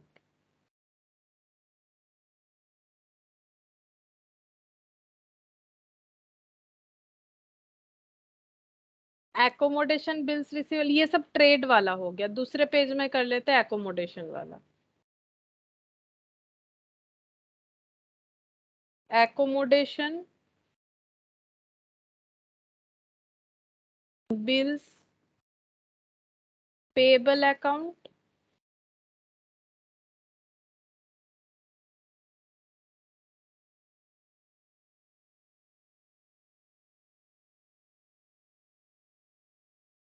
और एक फ्रेंड्स अकाउंट हो जाएगा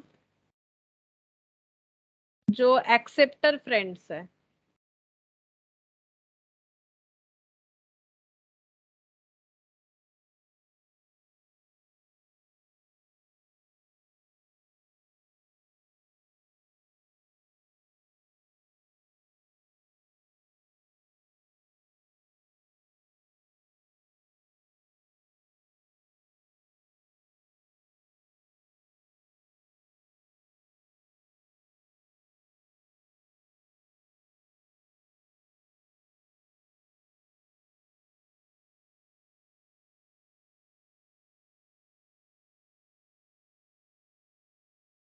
अच्छा, एकोमोडेशन बिल्स पेएबल और बिल्स रिसीवेबल एक ही बनाया मैंने, एकोमोडेशन बिल्स रिसीवेबल भी होना चाहिए था। अच्छा ठीक है, एक काम करते हैं, इस बिल्स पेएबल को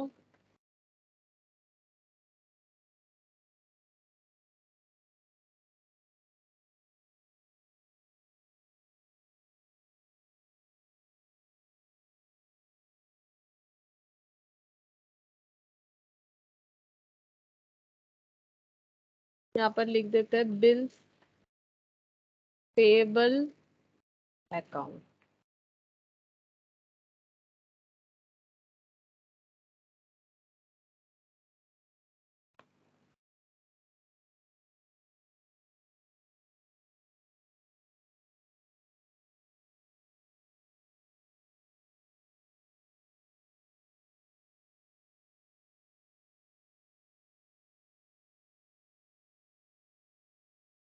accommodation bills receivable account.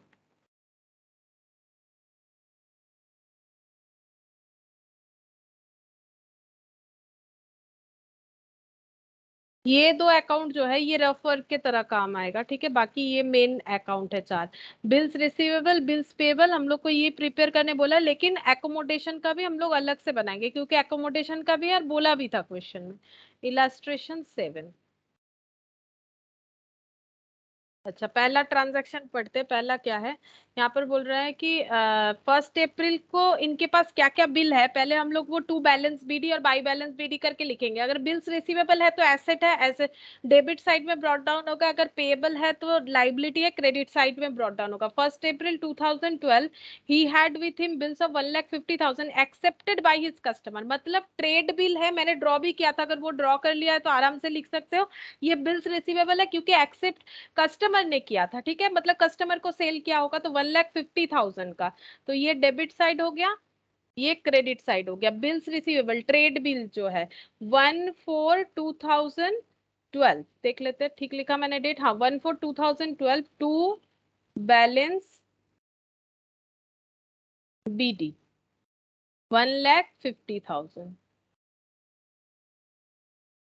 Amount, particulars और डेट,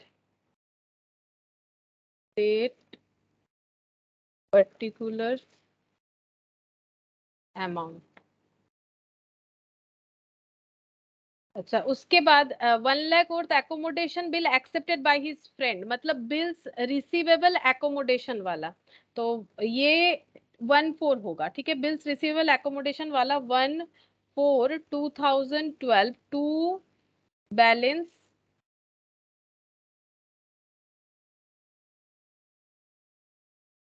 बीडी, अमाउंट है 1 लाख, हो गया। अच्छा, इसके बाद यहाँ पर ही हैड एक्सेप्टेड, मतलब बीपी है 90,000 फॉर हिज सप्लायर, सप्लायर मतलब क्रेडिटर, तो बिल्स पेबल में आ जाएगा। तो बिल्स पेबल जो है ट्रेड वाला, ठीक है, ये ट्रेड वाला है, तो 1/4/2012 बाई बैलेंस बीडी। सब में रिप्रेजेंटेशन जो है, प्रेजेंटेशन जो है इस तरह से होगा। ठीक है, डेबिट क्रेडिट सब लिख के, बाकी में नहीं लिख रहा है अभी। तो यहाँ पर हो जाएगा 90,000 सप्लायर वाला।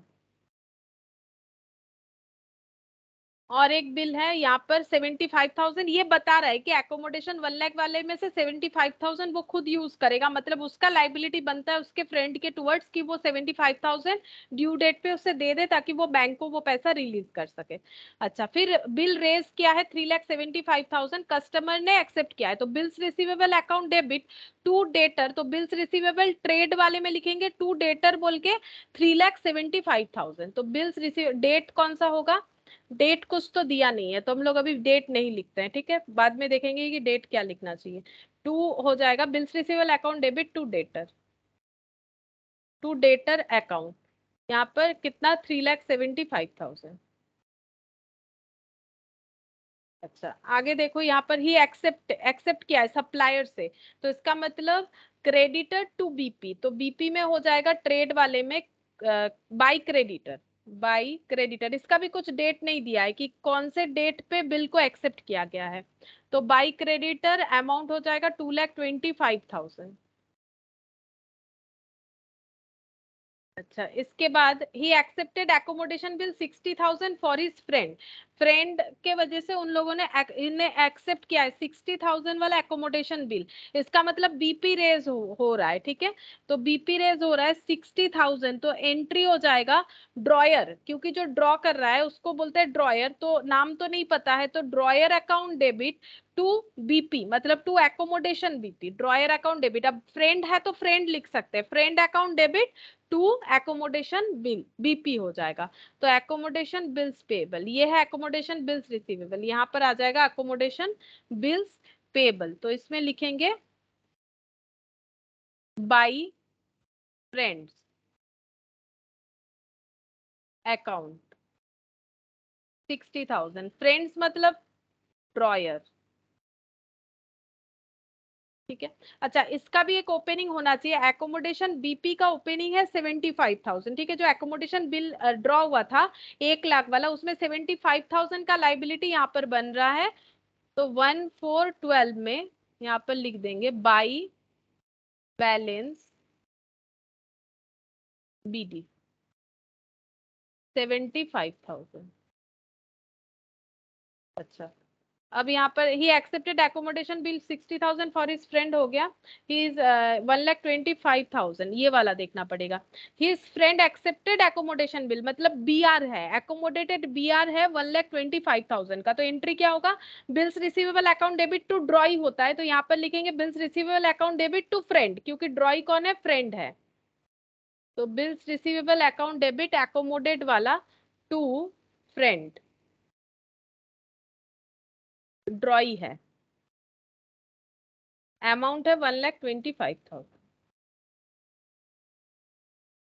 अच्छा, अब ये वाला he honoured on due date trade bill of 1,75,000, trade bill 1,75,000 का ऑनर्ड करने का मतलब है पेमेंट कर दिया है, तो एंट्री होगा BP account debit to cash, तो ट्रेड वाले में चला जाएगा, ट्रेड वाले बीपी में चला जाएगा, BP account debit to cash या बैंक बोल के, तो टू कैश या बैंक बोल के हम लोग लिख देंगे, जितना ऑनर्ड किया है, डेट कुछ नहीं दिया है, 1,75,000।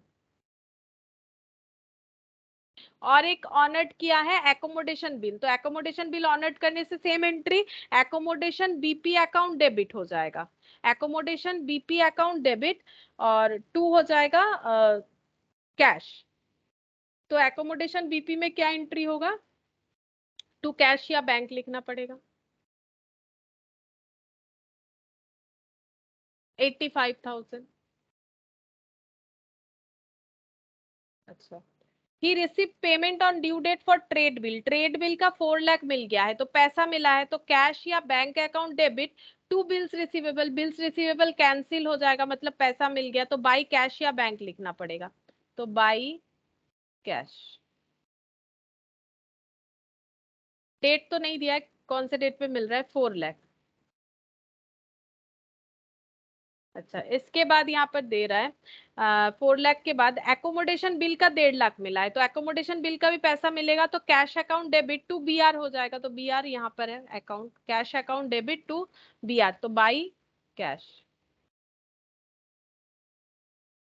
Cash account debit to BR, amount है कितना था, 1,50,000। अच्छा, इसके बाद ये वाला he endorsed bill of 25,000 to his supplier which were honoured by the acceptor, तो एक बिल एंडोर्स्ड हुआ है 25,000 का, जो कि ऑनर्ड हुआ है एक्सेप्टर के तरफ से, ठीक है, तो बिल एंडोर्स करने का एंट्री क्या होता है, क्रेडिटर को अगर कर रहे हैं तो क्रेडिटर कैंसिल हो जाएगा, क्रेडिटर डेबिट टू क्या हो जाएगा, टू बिल्स रिसीवेबल हो जाएगा, creditor debit to bills receivable हो जाएगा, तो बिल्स रिसीवेबल जो है उसमें एंट्री हो जाएगा बाय क्रेडिटर, बाय क्रेडिटर बोल के 25,000 का एंडोर्समेंट का एंट्री, यहाँ पर बाय क्रेडिटर 25,000 एंडोर्समेंट का एंट्री हो गया 25,000, विच were honoured by the acceptor, ठीक है, अगर ऑनर्ड हो गया है तो पेमेंट हो गया, ठीक है, ऑनर्ड हो गया इसका मतलब पेमेंट हो गया है, एक्सेप्टर ने पेमेंट कर दिया है, तो एक्सेप्टर जो है वो जब पेमेंट करेगा तो उसके बुक्स ऑफ अकाउंट्स में एंट्री होगा, एक्सेप्टर एंट्री करेगा बीपी टू बैंक, ठीक है, बीपी टू बैंक करेगा, लेकिन इसके बुक्स में तो नहीं होगा ना, हम लोग किसके बुक्स में एंट्री कर रहे हैं, हम लोग बुक्स में एंट्री कर रहे हैं ये मिस्टर ये गोविंद का, ठीक है, तो गोविंद ने अपने क्रेडिटर को बिल दे दिया था, तो क्रेडिटर को पैसा मिलेगा वो एक्सेप्टर से, ठीक है, तो उनके बुक्स में अकाउंट्स होगा, इसके मतलब एंट्री होगा, इसके बुक्स में तो और कोई एंट्री होगा नहीं।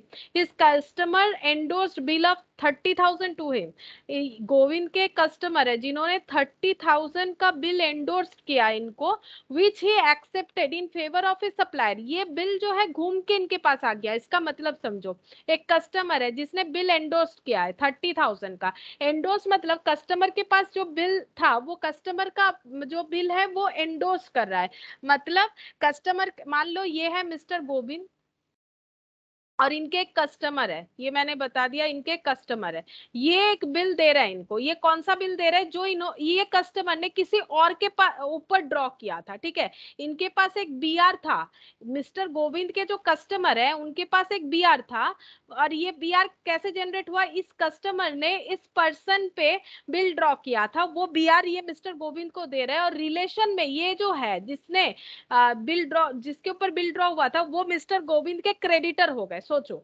तो क्रेडिटर हो गया, इसमें क्या हुआ, which he accepted in favour of his supplier, ठीक है, सप्लायर के फेवर में इन्होंने एक्सेप्ट किया था 30,000 वाला बिल।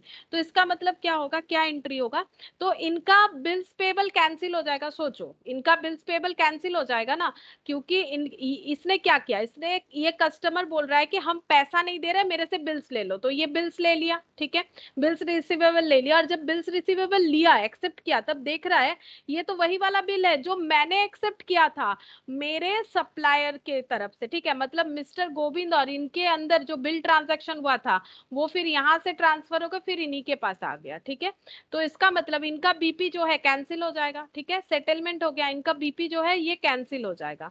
तो bills payable account debit to क्या हो जाएगा, डेटर, डेटर भी कैंसिल, बीपी भी कैंसिल, तो bills payable account debit to debtor. Debtor से और पैसा नहीं मांग सकते क्योंकि डेटर ने 30,000 की जगह 30,000 का बिल दे दिया और डेटर से इनको पैसा नहीं मिला, ठीक है, एंडोर्स किया है, अभी तो बिल्स रिसीवेबल डेबिट करना चाहिए था, लेकिन जो बिल्स रिसीवेबल है वो एक्चुअली उनका ही बिल्स पेबल था, तो इसीलिए बिल्स पेबल को कैंसिल कर दिया इन्होंने।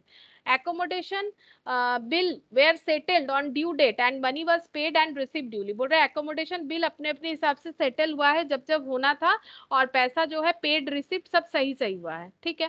तो अभी हम लोग इसको क्लोज करते हैं, देखो बिल्स रिसीवेबल का क्लोज करेंगे, यहाँ पर टोटल करते हैं, ये हो गया 5,25,000, 5,25,000। तो यहाँ पर 5 लाख से 4 लाख, 1 लाख आ रहा है बैलेंस, 1 लाख। इस पूरे अकाउंट का मतलब ये हुआ, देखो ये पूरे अकाउंट का मतलब क्या हो रहा है, 1.5 लाख का बिल्स रिसीवेबल था और भी 3,75,000 का बिल्स रिसीवेबल हुआ, यानी मार्केट में 5,25,000 मिलना था, उसमें से 4 लाख मिला, 25,000 क्रेडिटर के साथ सेटल हो गया, तो बाकी पैसा अभी भी नहीं मिला, वो मिलेगा, ठीक है। तो यहाँ पर लिखेंगे बाई बैलेंस सीडी, और जहां डेट नहीं है हम लोग अकाउंट क्योंकि लेजर बना रहे हैं तो 31 मार्च का हम लोग डेट दे देंगे ईयर एंड का, तो 31 मार्च का एंट्री दे देते, 2013 होगा। अच्छा बिल्स पेएबल का देखो, बिल्स पेएबल का यहाँ पर टोटल पेएबल कितना है,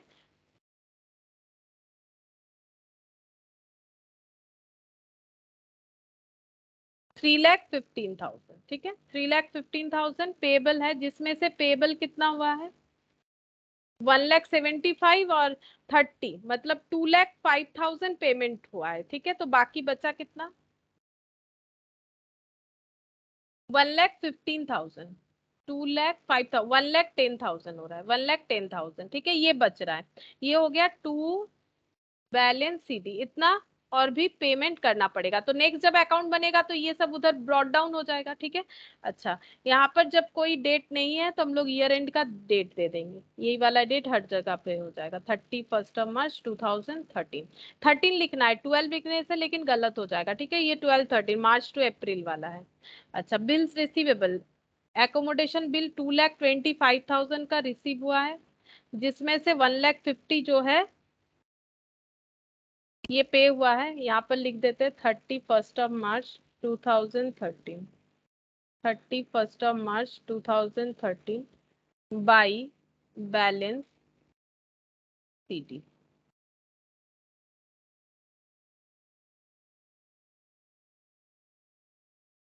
$75,000 बच रहा है, ठीक है।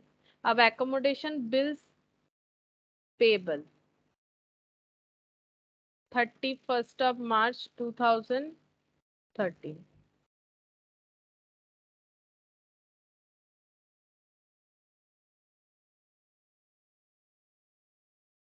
1,35,000, 31 मार्च 2013 टू बैलेंस सीडी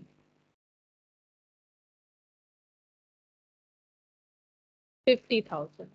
अच्छा ये जो फ्रेंड्स अकाउंट था इसमें भी हम लोग बना लेते, देखो फ्रेंड्स का एक्सेप्टर वाला जो है और ड्रॉयर वाला जो है, तो एक बार फिर से क्वेश्चन को देख लेते, देखो यहाँ पर क्या बोला था, फ्रेंड वाला कौन सा था, ये रहा 1 लाख, 1 लाख रुपीज का जो है बिल्स ड्रॉ किया है, क्या ये क्या था, हिज कस्टमर एंड 1 लाख और accommodation bill accepted by his friend, मतलब बिल्स रिसीवेबल था, बिल्स रिसीवेबल था 1 लाख का, ठीक है।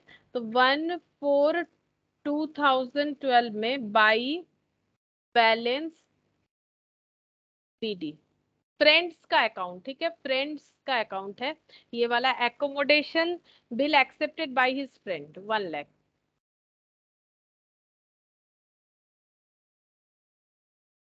और 75,000 का इनका लाइबिलिटी था। तो 1/4/2012 टू बैलेंस बीडी 75,000। अब बाकी यहाँ पर फ्रेंड्स बोल के जो भी है क्रॉस पोस्टिंग हो जाएगा। अब बाई फ्रेंड्स है, by friends to accommodation, friends to accommodation BP, तो फ्रेंड्स में हो जाएगा 2 BP, टू एकोमोडेशन बीपी।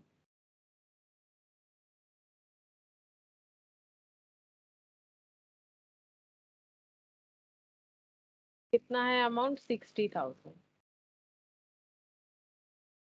अच्छा, और एक एंट्री है फ्रेंड्स बोल के, ये वाला accommodation bills receivable to friend, तो बाई एकोमोडेशन BR।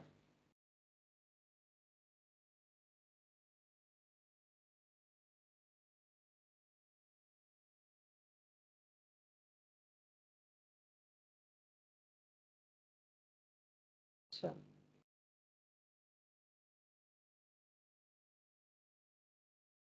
और कुछ पेमेंट भी हुआ था,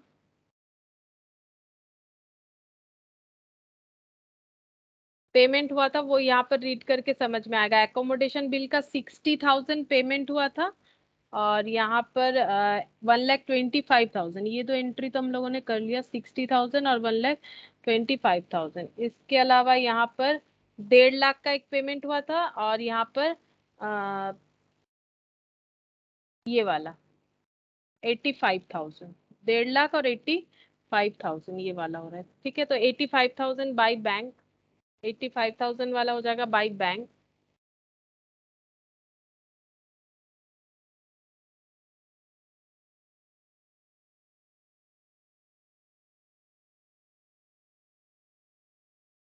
और यहाँ पर to bank.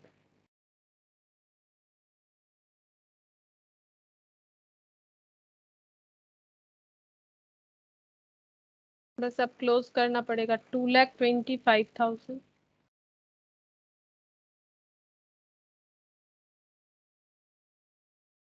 To balance CD, 1.5 lakh है ये, 75,000 हो जाएगा, और यहाँ पर बाई बैलेंस CD।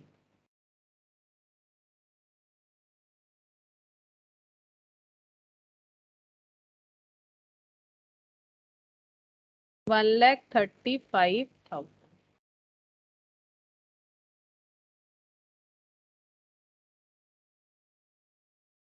ये हो गया फ्रेंड्स का अकाउंट, बोला नहीं था, ठीक है, वैसे यहाँ पर मैंने इसीलिए बना लिया, इन लोगों ने यहाँ पर both trade and accommodation bill बोला है, बिल्स रिसीव बिल्स पेबल, तो आंसर यहाँ तक ही होना चाहिए। बट सोल्यूशन में अगर देखो तो फ्रेंड्स अकाउंट भी बनाया हुआ है, तो इसलिए मैंने बना दिया। देखो फ्रेंड्स अकाउंट का हमें बोला नहीं था, नहीं भी बनाओगे चलेगा। फ्रेंड्स अकाउंट क्या बता रहा है कि देखो जस्ट इसका ऑपोजिट होगा, जैसे यहाँ पर दिख रहा है ना 50,000 का क्या है बीपी बाकी है, तो फ्रेंड के हिसाब से क्या हो जाएगा, 50,000 का रिसिप्ट है, मतलब जिन लोगों ने, जो फ्रेंड ने बिल ड्रॉ किया था, तो बिल एक्सेप्ट किया गया था, तो 50,000 का लाइबिलिटी गोविंद के पास अभी भी बाकी है, गोविंद को देना पड़ेगा एकोमोडेशन बिल का 50,000, और फ्रेंड अकाउंट की तरफ से देखो तो उनको 50,000 मिलेगा, ठीक है, जस्ट ऑपोजिट अकाउंट होगा। वैसे सोल्यूशन यहीं पर कंप्लीट हो जाता है, अगर सोल्यूशन का बात हो वो यहीं पर कंप्लीट हो जाता है। फ्रेंड्स अकाउंट तो हमें बनाने भी नहीं बोला है, मतलब ये फ्रेंड्स के बुक्स में अकाउंट हो रहा है कि फ्रेंड अकाउंट जो है बिल एक्सेप्ट का, और बिल जो है मतलब पेबल और रिसीवेबल, जो एकोमोडेशन बिल का पेबल रिसीवेबल है वो तो हम लोगों ने यहाँ पर तो बनाया ही है अकॉर्डिंग टू गोविंद्स बुक, ठीक है,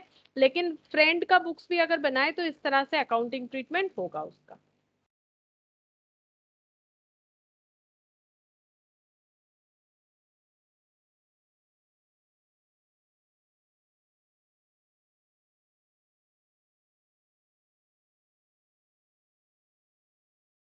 2 क्वेश्चन है, 8th नंबर है।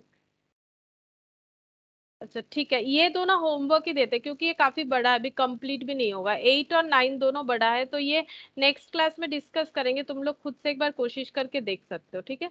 ये दो हम होमवर्क दे देते हैं, होमवर्क इलास्ट्रेशन 8 और 9, बस ये दो करने से ही हमारा बिल्स ऑफ एक्सचेंज कंप्लीट हो जाएगा। काफी लेंदी है क्वेश्चन, अभी करना स्टार्ट करेंगे तो होगा नहीं, कम से कम 15 मिनट तो लगेगा, ठीक है। तो आज हम लोग यहाँ तक ही करते हैं, तो जितना हुआ है उसको एक बार देखो और प्रैक्टिस करो।